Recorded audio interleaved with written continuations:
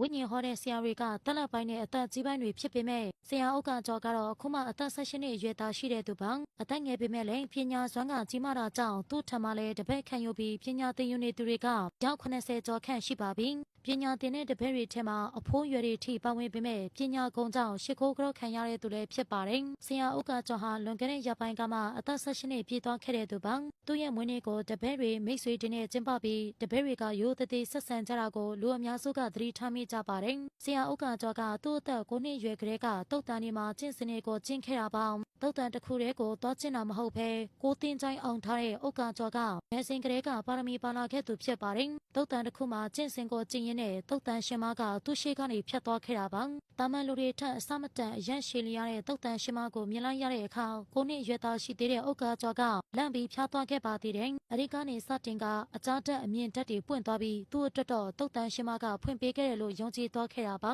အရိကနေစတင်ပြီးဆရာဥက္ကကျော်ကကွယ်လွန်သွားတဲ့ဝိညာဉ်တွေနဲ့ဆက်သွယ်ပြီးတော့စကားတွေပြောနိုင်တဲ့သူဖြစ်လာခဲ့ပါတယ်ဆရာဥက္ကကျော်ကတေဇာဒရရဲ့အကြီးအကဲဂိုင်းချုပ်ကြီးဖြစ်ကသူ့စီမှာအစီရင်လှုပ်ချင်သူတွေကလည်းအများပြားရှိနေပါတယ်အသက်18နှစ်မှာဂိုင်းကြီးကဲလှုပ်လာခဲ့တဲ့တပ်တန်းက9နှစ်ရှိပြီဖြစ်တာကြောင့်အတွေ့အကြုံတွေကလည်းများပြားနေပါပြီဆရာဥက္ကကျော်ကအထက်လန်းမှော်အစီရင်တွေကိုလည်းပိုင်နိုင်သူဖြစ်ကအခြေရအဆင်ပြေအောင်အိမ်တော်ရဲ့အဆင်ပြေအောင်လည်းပြုလုပ်ပေးနိုင်ပါတယ်ကိုတယောက်တည်းကိုပဲတနတ်ဆွဲချစ်အောင်ဖောက်ပြန်တဲ့သူတွေကိုကွဲသွားအောင်မကောင်းတဲ့နီလန်သုံးထားသူတွေတံပြန်ထိသွားအောင်လို့ဆရာဥက္ကကျော်ကအစီရင်တွေကိုလုပ်ပေးတတ်တာပါဒါကြောင့်သူ့ထံမှာအခြေရအိမ်တော်ရဲ့အပူတော့ကများသူတွေကလာရောက်မေးမြန်းနေရှိကြပြီးတော့ထိရအောင်လည်းပြုလုပ်ပေးနိုင်ပါတယ်တချို့တွေကတော့သူသုံးတဲ့နီလန်တွေကအောက်လန်းနေဖြစ်တာကြောင့်သဘောမကျပေမဲ့လည်းခက်ခဲနေသူတွေအတွက်တော့အထက်လန်းတွေအောက်လန်းတွေရွေးချယ်မနေတော့ဘဲလက်တလုံးအဆင်ပြေဖို့ပဲတွေးထားကြတာပါဆရာဥက္ကကျော်ကဝိညာဉ်တွေနဲ့လည်းစကားပြောဆိုနိုင်တာကြောင့်ကွယ်လွန်ပြီးနောက်ဘယ်ဘဝတွေကိုရောက်နေလဲဆိုပြီးသိချင်လို့လာမေးကြတဲ့သူတွေကလည်းများပြားပါတယ်